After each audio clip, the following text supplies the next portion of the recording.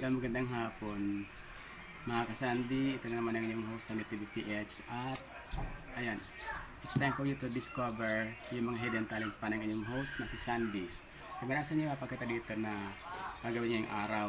Kasi meron akong, nagpatay kasi ako ng blouse para sa uniform na aking anak. Kaso lang, buriin mo ba naman yung pleats niya dito? Di ba may pleats dyan?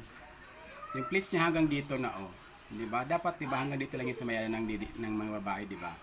So lagpas-lagpas na siya. So ang gagawin ko ngayon, tatastasan natin siya mga kapatid para mag-match doon o mag-fit doon sa aking anak. Siyempre ayoko naman magmukhang katatabunan yung anak ko doon sa school. Kaya dapat maging maganda yung dating ng ng uniform. Dapat sakto lang. So tama lamang po at meron ako dito ang portable sewing machine. Pagkatapos po sa inyo. Ito po ang aking portable sewing machine. So gagamitin po natin para i-repair po itong ating dito, uniform ng aking anak para maging maganda po ang dating sa pagpasok niya naman para hindi naman siya mukhang kawawa doon. So, umpisahan natin para matapos agad itong ating gagawin. So, ito mga kapatid, yung ating tinastas na tela. Simula dito, ito yung kanyang tahi hanggang dito. So, binawasan ko siya ng mga 2.5 inches. Binaba ko siya kasi masyado pang mataas doon sa ng aking anak. Masyadong mataas. Lagpas hanggang dibdib na talaga niya. So, hindi tama yung pagkakatahi. So, nang nag-fit kami dito sa bahay, nakita ko na hindi tama, so pangit talagang tingnan, kaya naman sabi ko ayusin natin. So ako na lang hindi ko na binalik doon sa manay at nahiyaan na ako, pangalawang balik ko na sa kanya, so nahiyaan ako sa ikatlo kaya ako na lang gagawa. Pasalamat ako at meron ako nito, kaya umpisan agad natin mga kapatid.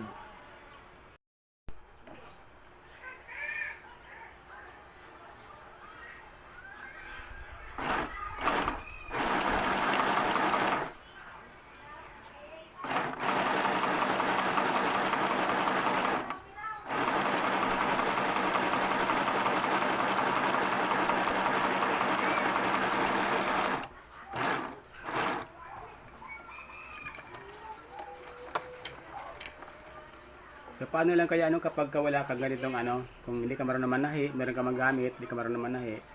So buti na lang tayo katapano, marunong tayo ganito, mga repair na mga natin. So ayan, so alam ko ito okay na ito sa kanya. Mamaya ipapakit natin at ipakita ko po sa inyo yung aking ginawa mamaya. So ayan po. So tatlo po itong blouse na to, tatlong blouse po ito na aking i-repair. At tinatastas po natin isa-isa. So ito po tinatastas na kanina itong dalawang ito. Pero ito pong isa, hindi pa po ito natatastas. So tatastasin po natin yung ating tahi dito para maitama natin yung kanyang pagkakagawa.